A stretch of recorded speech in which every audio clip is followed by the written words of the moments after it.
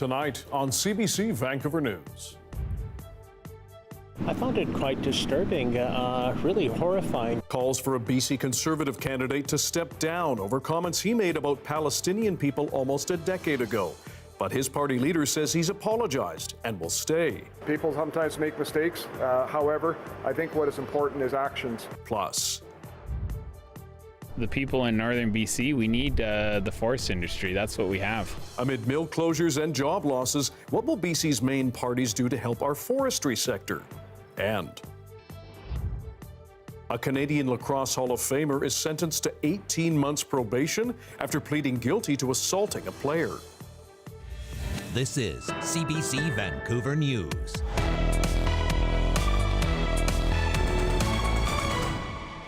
Hello, I'm Dan Burritt. Thanks for joining us. Some local Muslim leaders are calling for a BC Conservative candidate to step down for offensive comments he made on social media about Palestinians almost 10 years ago. Brent Chapman has since apologized, and as Katie DeRosa reports, his leader says he's going to keep him as a candidate. A warning for you, the story does contain offensive language. I found it quite disturbing, really horrifying. Haroon Khan with the Al-Masheed Al-Jamia Mosque in Vancouver says Brent Chapman should resign over comments he made on social media in 2015. The Conservative candidate for Surrey South commented on someone's post about Muslims on a Facebook page called Conservatives for 2019. He said, quote, "It is forbidden to marry outside of your family in Palestine. They are all little inbred, walking, talking, breathing time bombs, figuratively and quite literally." A screen grab of the post was shared on X by CKNW radio host and former BC Liberal MLA Jazz Johal. There's two lines in the sand for us. You know, we cross the line, we stop. The red line is racism and hatred. And, you know, they've crossed that red line. Chapman declined an on-camera interview outside his campaign office.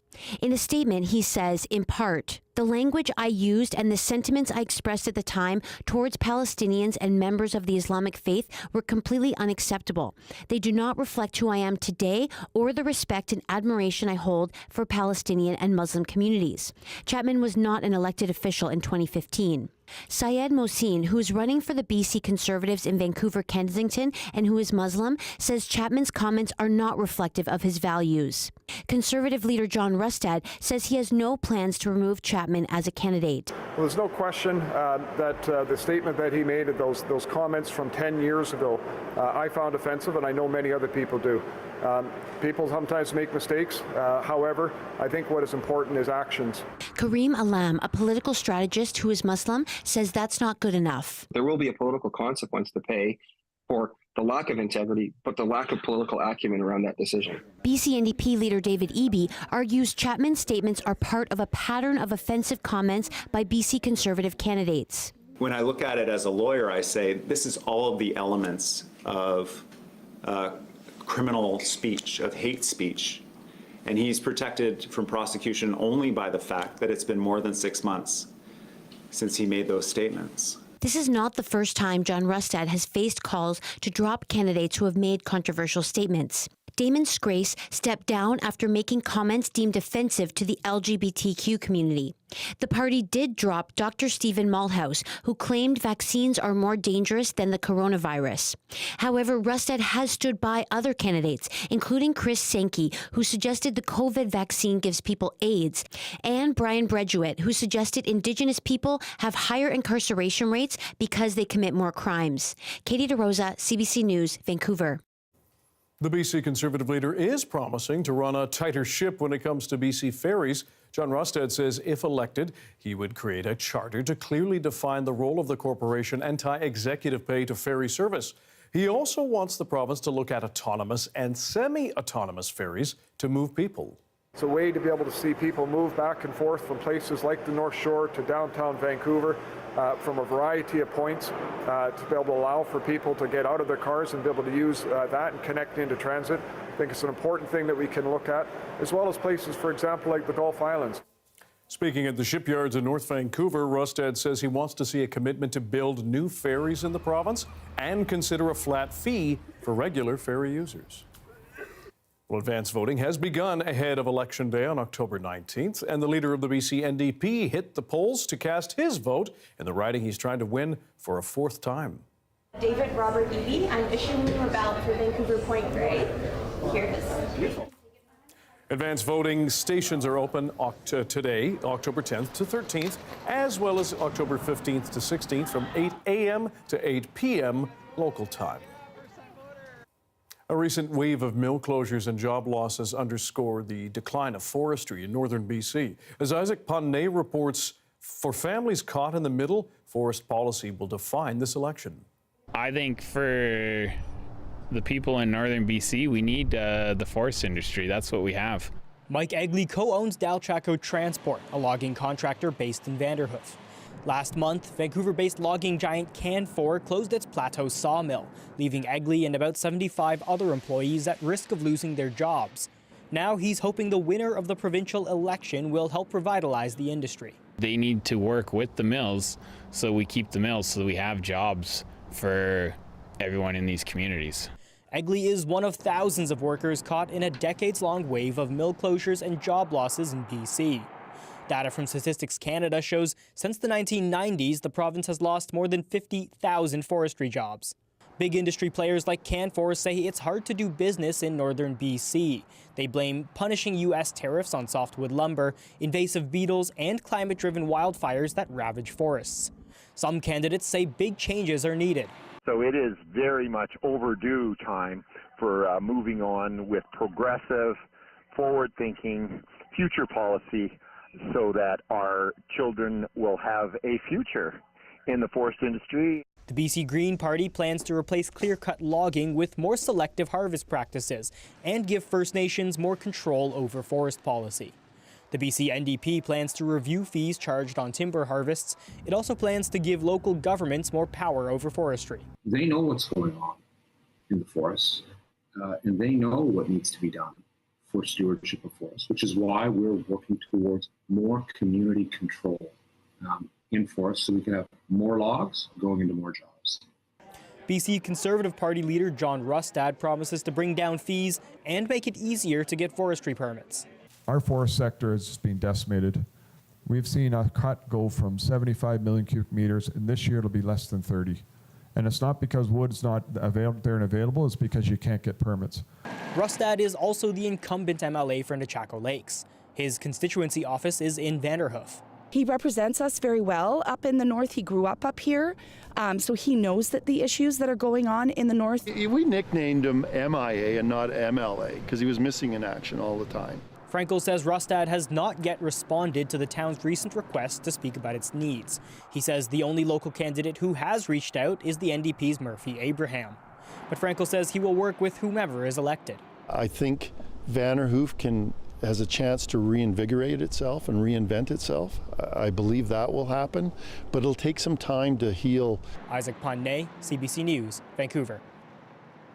A Canadian Lacrosse Hall of Famer and coach has now been sentenced to 18 months probation after he pleaded guilty to assaulting a Port Coquitlam player. The victim says she came forward to protect other athletes. And despite the sentence, concerns are being raised about how the BC Lacrosse Association handled the case. Yasmin Khanea has this CBC News investigation.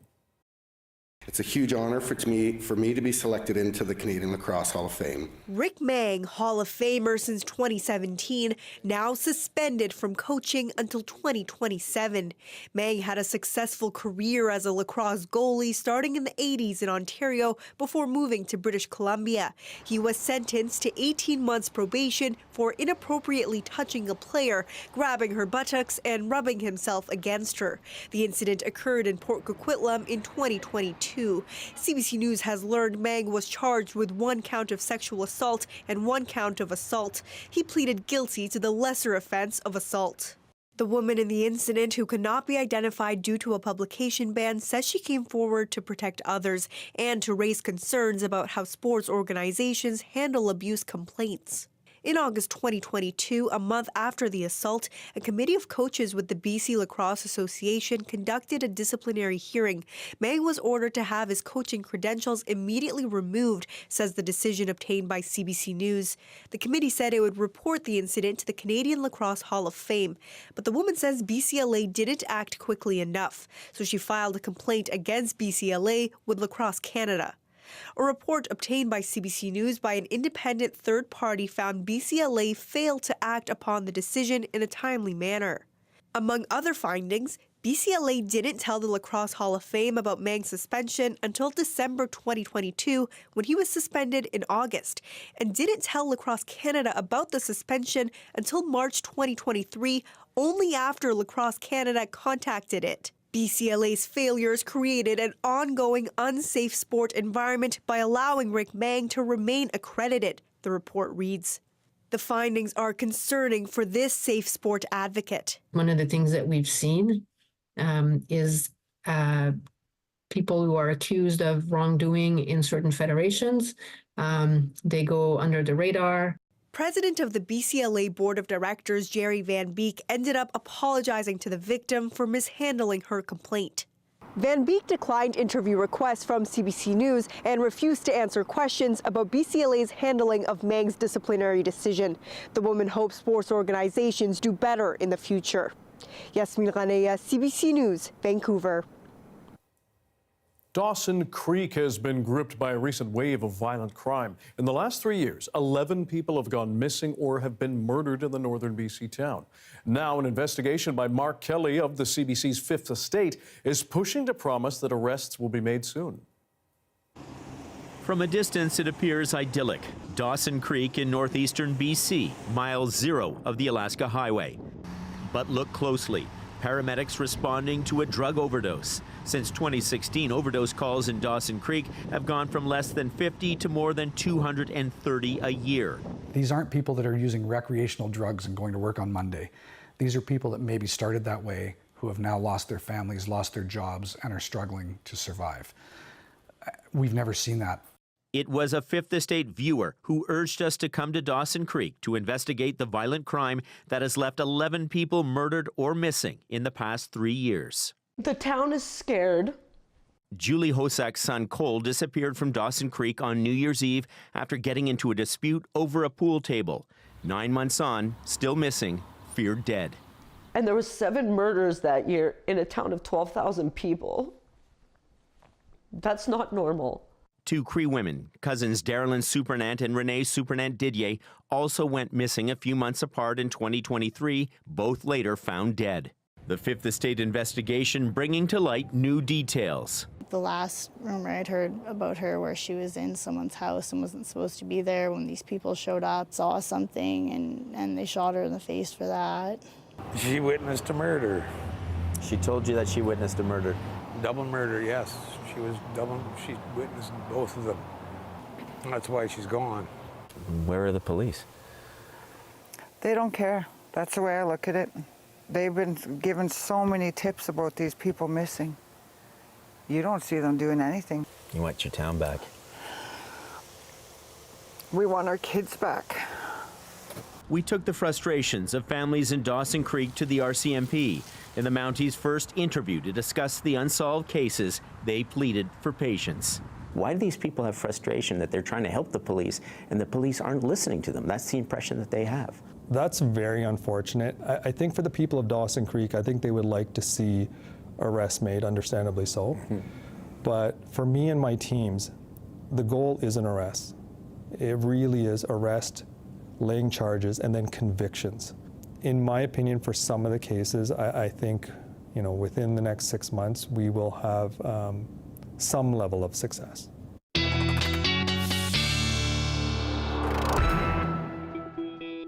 Darius Madavi is here with a look at our weather on a Thursday. Yes, and you might be wondering why I'm showing this when it doesn't show much excitement at all. But the excitement is that there's no excitement. Dan, there's a little bit of cloud in a few places, especially up on the North Island, feeding into the central interior, up in the northwest. But other than that, conditions look very calm, both across the south coast and across BC, which is great news, Dan, because we have a high chance of an aurora tonight. The northern lights seem I don't want to say it, all but certain to arrive, I'd say. We're already seeing pictures come out of eastern Canada. There's a geomagnetic storm watch, a G4 storm watch, which is the same kind that we had back in May when we got that spectacular show. So the cloud looks like it'll clear up, Dan, or continue to stay clear. Fingers crossed. We can always hope. Thanks, Darius. Thank you. Coming up after the break, why some communities are calling for a change in how BC deals with affordable housing and consumption sites, all in the name of public safety and community agency. That's next.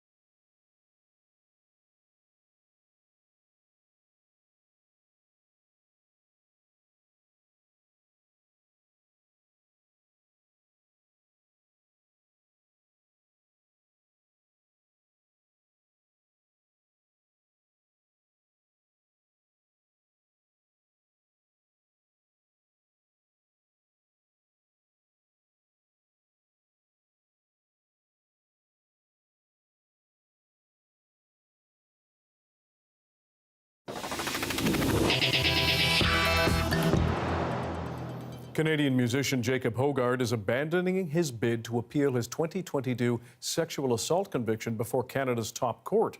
The Supreme Court of Canada website shows the former Headley frontman discontinued his application for leave to appeal. His lawyer, Megan Savard, tells CBC News the move came before last week's jury in Haileybury, Ontario, returned a verdict.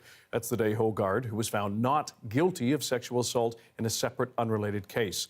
In the 2022 case, a Toronto jury found Hogarth guilty of sexual assault causing bodily harm against an Ottawa woman, but not guilty of the same charge and of sexual interference in relation to a teenage fan. Community groups across BC are calling for changes to how the province oversees supportive housing projects. As Brady Strachan explains, many say the current approach just is not working. This happened on Saturday evening at about 5:45 p.m. Kelowna resident Tyler Zeman says the disruptive behavior has become far too common. Numerous fights, stabbings, criminal activity, drug dealing, prostitution, you name it, it's happening on our street.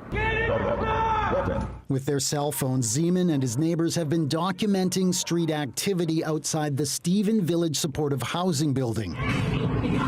It's evidence, he says, of how their once peaceful neighborhood has changed since the facility opened 4 years ago.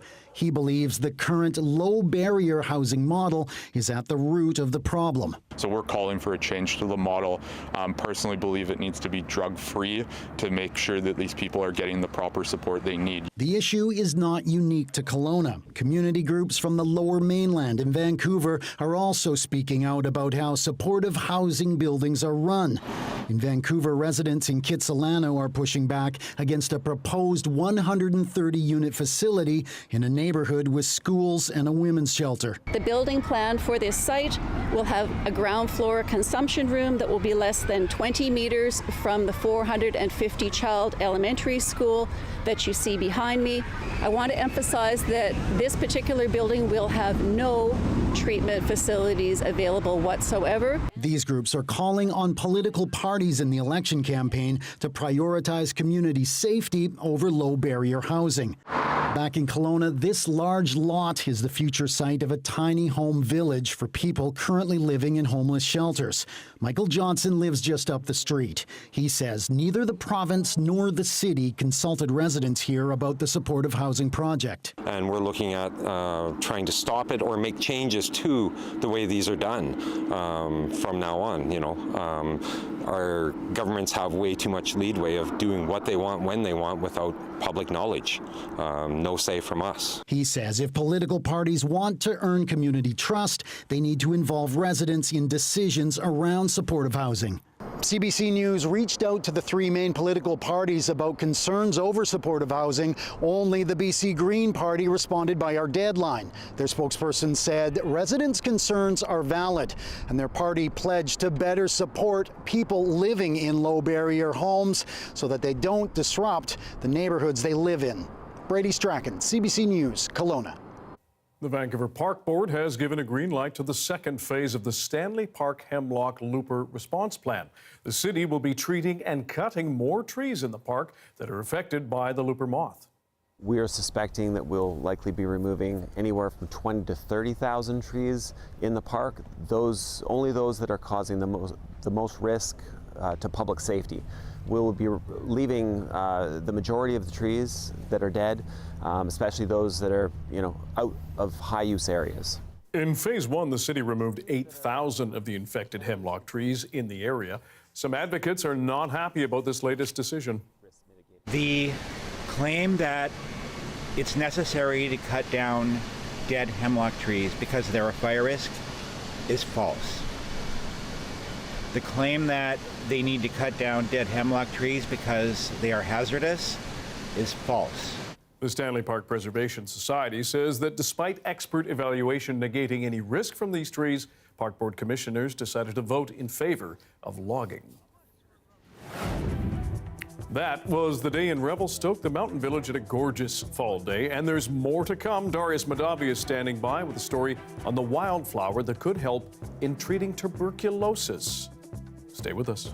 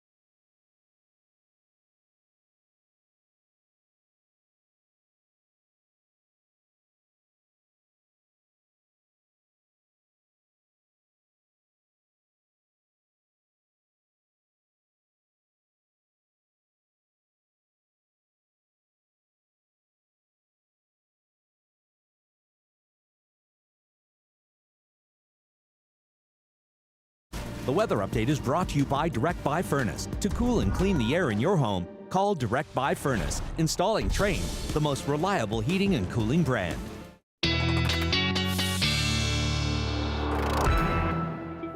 Darius Madavi joins us with his BC wide weather forecast as the geomagnetic storm rolls on. It is quite the geomagnetic storm, Dan. It is really comparable to back in May when we got that spectacular show, which I missed. So I'm especially excited that we got a chance tonight. We have another chance tomorrow night. The sun is being very active. We're at solar maximum, which is exciting. But of course, that is only any good if the weather also cooperates. And fortunately, it does seem like many places on the south coast will be clear, at least at times, continue to be clear at times overnight tonight. And as we get into tomorrow, we may see some more clearing for tomorrow night as well, likely around midnight tomorrow night here in the lower mainland. But many places are experiencing cloud, but a lot of places it's not total cloud cover, it's partial cloud. So not too bad. The next few days on the south coast are fairly calm. We have some cloud building in and out at times, but the next wave of precipitation doesn't arrive until much later in the weekend. When we get into late Sunday and maybe into Monday, then we may see another wave of precipitation arrive and work its way down the coast, likely arriving on the lower mainland in Metro Vancouver,